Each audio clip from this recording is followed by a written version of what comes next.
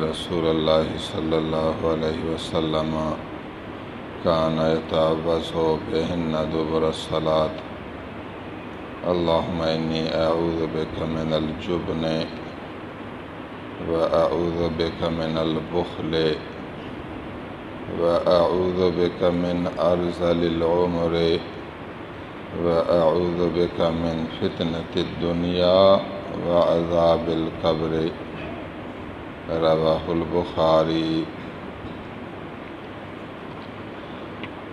کل اس حدیث شریف کا آدھا حصہ بیان کیا تھا۔ نبی کریم صلی اللہ علیہ وسلم نماز کے بعد اس طرح دعا کرتے تھے: اللہ میں تیری پناہ مانگتا ہوں سستی سے، کہ میں سستی نہ کروں۔ مطلب یہ کہ نیک کاموں میں ہمت میں کمزور نہ رہوں۔ سمجھوں یہ نیک کام ہے تو مجھے اس کا شوق ہو اور میں اس میں چست رہوں، سست نہ رہوں۔ نماز میں سستی نہ ہو، حلال روزی کمانے میں سستی نہ ہو، درس میں بیٹھنے میں سستی نہ ہو، تسبیحات مکمل کرنے میں سستی نہ ہو۔ جو نیک کام ہے وہ تجھے کرنے ہیں۔ پھر اللہ سے ہم دعا مانگیں گے تو اللہ کی مدد ہمارے شامل حال ہوگی۔ اللہ مجھے بخل سے بچا،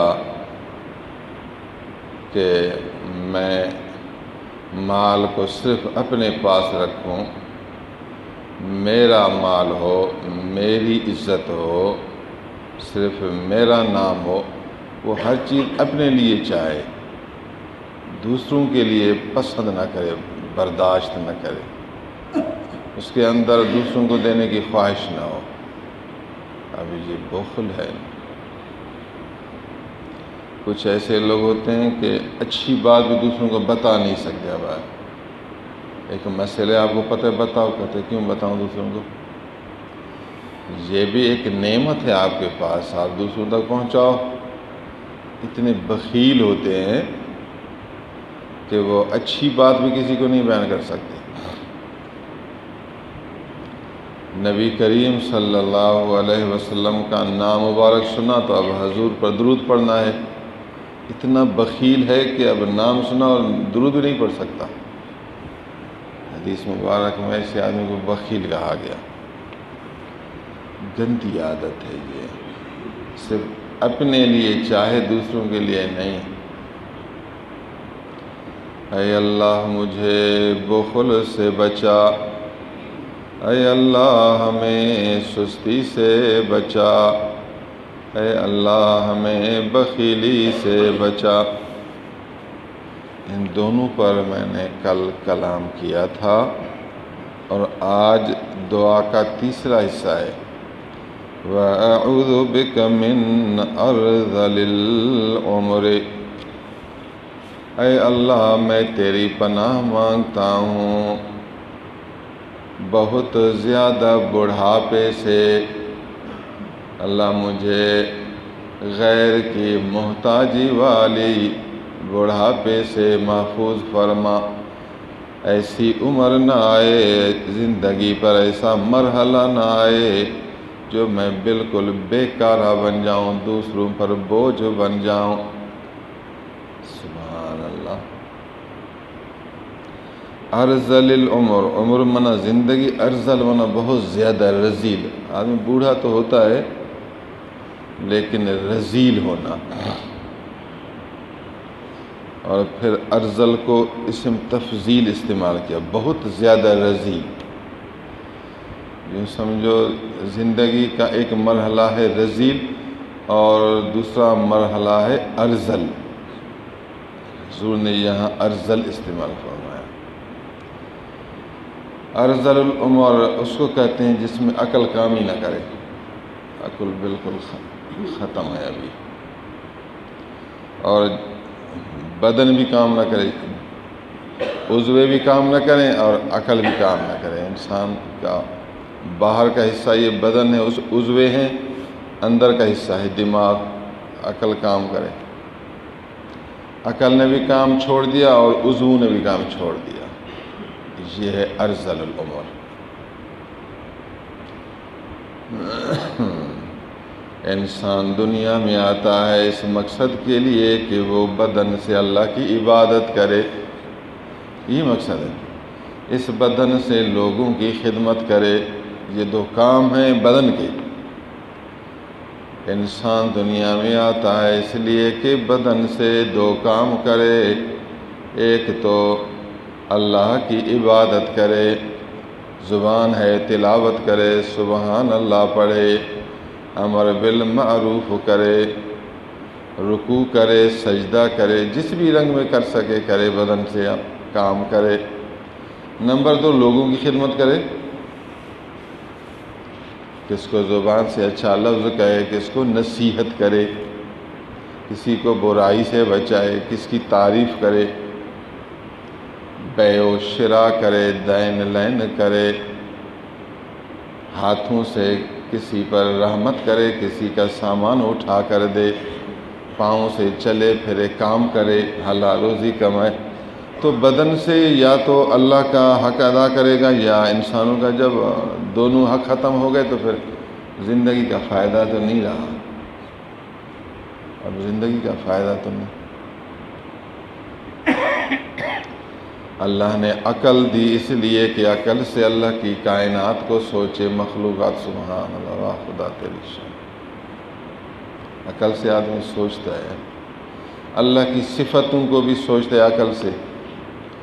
رحمان ہے، رحیم ہے، حکیم ہے، سمیع ہے، بصیر ہے، خبیر ہے، عظیم ہے، ذوالجلال ہے، ذوالکبریاء ہے، مجیب ہے، قریب ہے، حسیب ہے، صبور ہے، شکور ہے، غفور ہے، غفار ہے، قہار ہے، الرافع ہے، الخافض ہے، المعز ہے، المذل ہے۔ تو اب یہ صفتیں آدمی عقل سے ہی سمجھے گا، عقل سالم ہو، کام کرے تو اللہ کی صفتیں۔ جب عقل نے کام چھوڑ دیا پھر اب دنیا میں رہنے کا کیا کام؟ اللہ مجھے اس عمر سے پہلے اٹھا لے، اس زندگی جس میں کام کا نہ رہوں، کام کا نہ رہوں، نہ تیری عبادت کا نہ لوگوں کی خدمت کا، اس عمر سے مجھے پناہ دینا۔ سبحان اللہ، نبی کریم صلی اللہ علیہ وسلم کی دعا ہے۔ یہ بھی اللہ کی نعمت ہے جو انسان کو غیر کی محتاجی سے بچائے۔ کئی لوگ ہیں پیٹتے ہیں، کہتے ہیں دعا کرو یہ مرے، اور سب سے بڑا عیب بوڑھا بہت ہوا زبان سے بے ایزا دے، اس کو گالی دے، بے حیا، بے شرم، لوگوں کو تنگ کرے۔ خدا کا بندہ، تیرا چپ رہنا بھی ان کے لیے تکلیف ہے۔ تو یوں کہ میں تمہیں بہت تکلیف دے رہا ہوں، معاف کرنا، بس انشاءاللہ ان قریب جاؤں، اللہ تمہیں اجر دے گا، میں تو کچھ اب اجر نہیں دے سکتا، اللہ تمہیں ثواب دے گا، اللہ تمہیں جنت دے، اللہ تمہیں بخش۔ ایسے لفظ کہو جو ان کے داغ پر مرہم آئے۔ وہ جو تکلیف کر رہے ہیں، وہ جو آپ کے لیے مصیبتیں برداشت کر رہے ہیں، آپ کی خدمت کر رہے ہیں، تو تکلیف ہے، آپ ان پر مرہم ڈالو، ان کی گرمائش کو دوا سے ٹھنڈا کرو، پھر آپ ان کی آگ پر اور آگ ڈالتے ہیں۔ پہلے وہ تھکاوٹ تکلیف کی آگ میں پھر آپ کو گالی دیتے ہیں، اور آگ پر آگ، تو پھر اور زیادہ پریشانی ہے۔ یہ تو منحوس آدمی ہے، بد نصیب آدمی ہے، بے علم، بے شرم، بے حیا، شیطان کا بھائی۔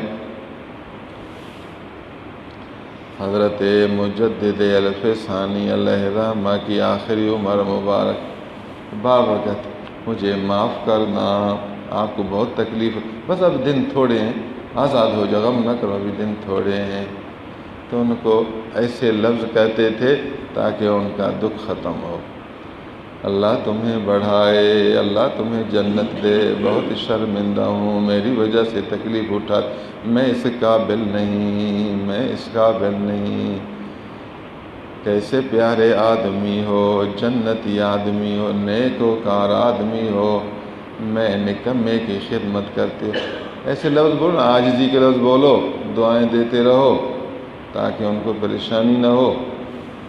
میں نے اچھے آدمی بھی دیکھے، آخری عمر میں کسی کو تکلیف نہیں دیتے تھے، زبان سے دعائیں دیتے تھے، اس طرح بیچارے چلے گئے۔ یہ بخت والے ہیں، نصیب والے ہیں، ان پر اللہ کی رضا ہے۔ ایسے آدمی بھی دیکھے جو گالیاں دیتے ہوئے گئے، غورے الفاظ کہتے، حضور صلی اللہ علیہ وسلم ایسی عمر سے اللہ کی پناہ مانگی، اللہ ایسی عمر سے بچانا، اللہ ایسی عمر سے بچانا۔ تو آپ اس ایک لفظ کو ذہن میں بٹھاؤ نا، آپ بھی بوڑھے ہوں گے، ایسا نہ ہو کہ کل آپ کی وجہ سے گھر والوں کو اذیت پہنچے۔ آپ کے جہنمی ہونے کے لیے یہی کافی ہے کہ موت کے وقت آپ گھر والوں کو ستاؤ، یہ جہنمی ہونے کے لیے کافی ہے۔ آپ کے جہنمی ہونے کی یہ دلیل ہے کہ موت سے پہلے بیماری کی حالت میں آپ اپنے گھر والوں کے لیے وبال بن جائیں۔ آپ کے جنتی ہونے کے لیے یہ دلیل کافی ہے کہ مرنے سے پہلے بیماری کی حالت میں آپ گھر والوں کے لیے راحت کا ذریعہ بنیں، ان کے لیے دکھ کرتے رہیں، معاف کرنا، درگزر کرنا، اللہ تمہیں جنت دے۔ اپنے لیے عاجزی اور ان سے معافی کی طلب، اور ان کے لیے دعائیں۔ اگر آخر عمر میں یہ حالت رہی، سمجھ لو آپ جنتی ہیں۔ جنتی لوگوں کی نشانیاں بہت ہیں، یہ بھی ایک نشانی ہے۔ رب راضی ہوتا ہے تو اس کو صبر دیتا ہے، اس کی توجہ اللہ کی طرف ہے، اس کی توجہ جنت کی طرف ہے، دنیا کی طرف تو نہیں کہ آخرت سے غافل، میرا یہ کام نہیں ہوا، میرا یہ کام نہیں ہوا۔ اب تو بندہ ہے خدا کا، تیرا کام نہیں ہوا تو کوئی بات نہیں، تجھے اللہ اجر تو دے گا۔ اگر تیرا کام نہیں ہوا، اللہ تو تجھے ثواب دے گا۔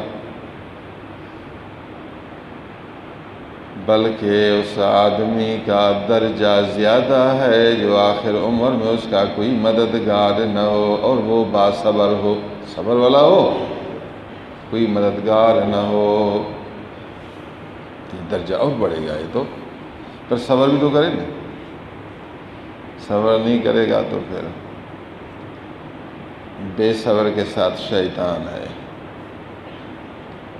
سبحان اللہ۔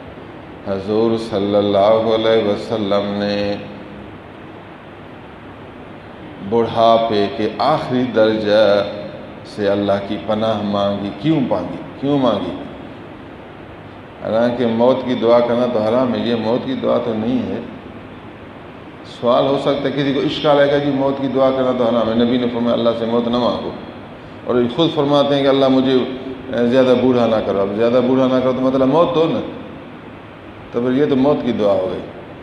ایک اشکال پیدا ہو سکتا ہے، اس اشکال کا جواب ہی آ گیا۔ یہاں موت نہیں مانگتے، لوگوں کو دکھانے سے بچنے کی دعا کر رہے ہیں کہ میں کسی پر وبال نہ بنوں، کسی کو ایذا نہ دوں، اور بیکارہ دنیا میں نہ رہوں۔ جب تک کام والا ہوں تو ٹھیک ہے، جب بیکارہ بن گیا تو پھر اللہ کو پیارا ہو جاؤں۔ بیکارہ کیوں رہوں؟ نہ خدا کے عبادت کا، نہ لوگوں کی رحمت کا، پھر ایسا نہ رہوں دنیا میں۔ سبحان اللہ۔ وَأَعُوذُ بِكَ مِن فِتْنَةِ الدُّنْيَا وَعَذَابِ الْقَبْرِ اللہ میں تیری پناہ مانگتا ہوں دنیا کے فتنے سے، دنیا کے فساد سے، دنیا کی آزمائش سے اور قبر کے عذاب سے۔ اللہ مجھے دنیا کے فتنہ اور قبر کے عذاب سے محفوظ فرما۔ دنیا کا فتنہ، سب سے بڑا فتنہ تو یہ ہے کہ برے لوگوں کی صحبت میں آ جاؤں، میرا عقیدہ ہی بگاڑ دے۔ زندگی میں ہوں، دنیا میں ہوں، اللہ پناہ دے، ایسے لوگوں کی صحبت آ گئی جنہوں نے ہمارے عقیدے ہی بگاڑ دیے۔ انہوں نے ہمیں یہ سمجھایا، کہا کہ نبی تو مر گئے، اب قبر میں تو وہ مردہ ہیں، وہ تو زندہ ہی نہیں۔ استغفر اللہ۔ ایسے لوگوں کی صحبت آپ کو نصیب ہو گئی جنہوں نے آپ کو ایسی باتیں پڑھائیں، ایسی باتیں سناتے رہے جس میں تیرے دل دماغ میں یہ بات آ گئی، نعوذ باللہ اب نبی مر گئے، زندگی نہیں ہے۔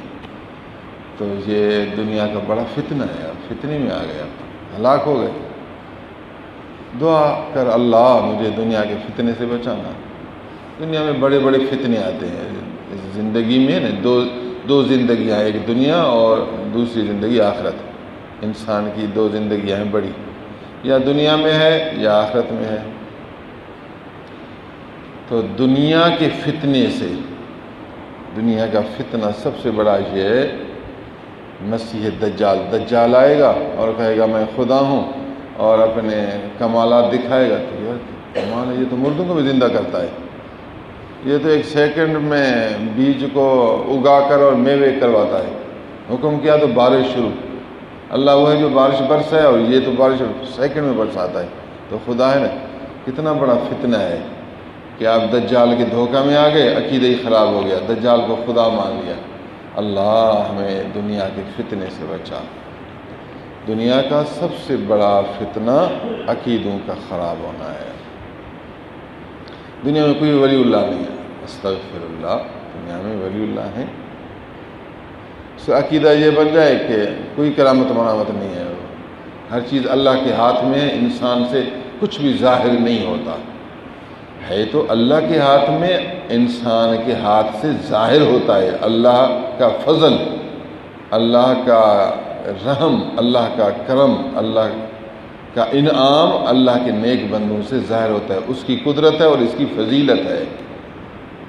پھر آپ کو یہ پٹی پڑھائے گا، کہے گا کہ آدمی کچھ بھی نہیں ہے، بزرگ کچھ بھی نہیں، اللہ والے کچھ بھی نہیں، ان سے تو کوئی چیز ظاہر ہوتی نہیں، ان کے پاس جاؤ، نہ ان کی صحبت میں بیٹھو، نہ ان سے دعائیں کراؤ، نہ ان سے کوئی برکت لو، کچھ بھی نہیں۔ تو کتنی بڑی گمراہی آپ کے اندر آ گئی، بڑے فتنے میں آپ آ گئے۔ دعا کر، اللہ مجھے اس فتنے سے بچانا، دنیا کے فتنے سے بچانا۔ نبی کریم صلی اللہ علیہ وسلم یہ دعا کرتے تھے، صحابہ کو سمجھاتے، پھر امت کو سمجھاتے تھے کہ ایسی دعائیں کرنی چاہیے۔ اپنے آپ کو بندہ سمجھنا ہے، اللہ عز و جل سے رحمت طلب کرنی ہے۔ جو دعا کرتا رہے گا اس سے اس کو اثر ہوگا، اللہ کی طرف سے مدد آئے گی اور خود انشاءاللہ تعالی محفوظ رہے گا۔ برا سمجھتا ہے کہ دعا کرتا ہے، جس چیز کو تو برا سمجھے گا، دعا کرتا رہے گا تو قدرتی طریقے سے دوری پیدا ہوگی، ورنہ تو اسے قریب ہو جائے گا۔ خبردار، بری صحبت سے اپنے آپ کو بچانا، گمراہ لوگوں کی صحبت سے بچانا، جن لوگوں کے عقیدے گمراہ ہیں ان کی صحبت سے اپنے آپ کو بچانا۔ حضرت امام اعظم ابو حنیفہ علیہ رحمہ کے زمانے مبارک میں ایک آدمی نے دعویٰ کیا میں نبی ہوں، دعویٰ کیا میں نبی ہوں۔ استغفر اللہ، یہ سب سے بڑی گمراہی، بڑا فتنہ، دنیا کا فتنہ۔ آج کل بڑے فتنے آ رہے ہیں، لوگوں کے پاس علم نہیں ہوتا، پھر ان کو پتہ نہیں چلتا، پھر مبتلا ہوتے ہیں، ہلاک ہو جاتے ہیں۔ بہت بڑے علماء کی ضرورت ہے جو قرآن و سنت پر مہارت رکھیں، وہی سمجھیں گے کہ یہ فتنہ ہے یا نہیں۔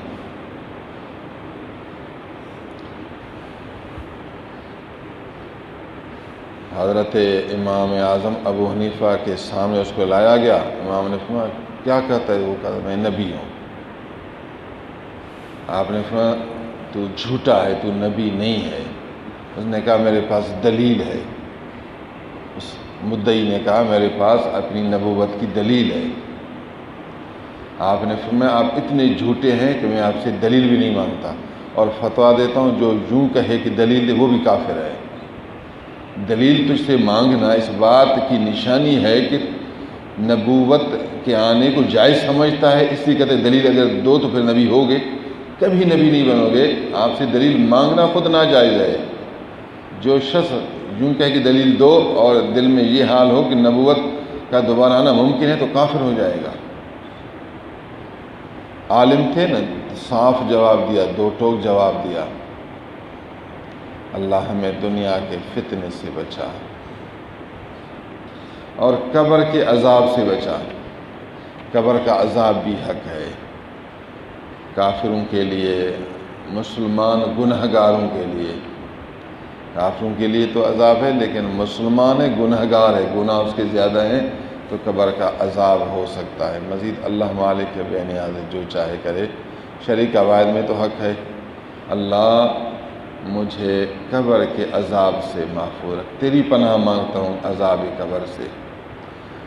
آج کل کچھ لوگ یہ عقیدہ رکھتے ہیں کہ قبر کا عذاب ہے ہی نہیں، غلط ہے۔ قیامت ہو پھر دوزخ کا عذاب صحیح ہے، باقی قبر کا عذاب کیوں؟ قبر کا عذاب کچھ بھی نہیں، نہ قبر میں حساب ہے نہ عذاب ہے۔ یہ حدیث مبارک صاف ان کی رد کرتی ہے۔ یہ لوگ بھی گمراہ ہیں، یہ بھی دنیا کا ایک فتنہ ہے، لوگوں کو بہکانا کہ جی قبر کا عذاب ہے نہیں۔ نبی کریم صلی اللہ علیہ وسلم نے صاف فرمایا عذاب قبر سے ہم اللہ کی پناہ مانگتے ہیں، تو عذاب قبر ہے تو پناہ مانگتے ہیں۔ یہ بھی گمراہ فرقہ ہے۔ اللہ عز و جل ہمیں احادیث مبارک سمجھنے اور پھر یہ دعائیں یاد کرنے، اپنی زبان میں بھی یاد کر دعا کر سکتے ہیں، عربی زبان میں تو زیادہ بہتر ہے، زیادہ اجر ہوگا، زیادہ اثر ہوگا، دل کو خوشی ہوگی۔ چھوٹے چھوٹے لفظ ہیں، اللہم انی اعوذ بک من الجبن واعوذ بک من البخل واعوذ بک من ارذل العمر واعوذ بک من فتنة الدنیا وعذاب القبر۔ بخاری شریف کی حدیث ہے۔ آمین یا رب العالمین بحرمت سید المرسلین صلی اللہ علیہ وسلم۔ آج ہمارا ماہانہ اجتماع ہے، فقراء اجتماع کو یاد کریں گے، پھر اس کے لیے تیاری کریں گے، جتنا ہو سکے دوستوں کو دعوت دیں گے، ظہر نماز بعد جماعت ادا کرنا، اس کے بعد پھر احباب کے ساتھ بیٹھنا، اس مجلس کو خوبصورت بنانا، دین کی خدمت ہے، اسلام کی خدمت ہے۔ نبی کریم صلی اللہ علیہ وسلم اس ورثہ مبارک کی اشاعت ہے، حضور کے ترکہ کو پھیلانا، نصیب والوں کو ملے گا، قسمت والوں کو ملے گا۔ ابھی درویش سادات بیٹھا ہوں، دین کی خدمت کر رہا ہوں، اللہ مجھے بھی توفیق دے، خلوص دے، اور اس ورثہ کو اشاعت کرنے کی صحیح توفیق اور اس کے حق پورے کرنے کا جذبہ نصیب فرمائے۔ وآخر دعوانا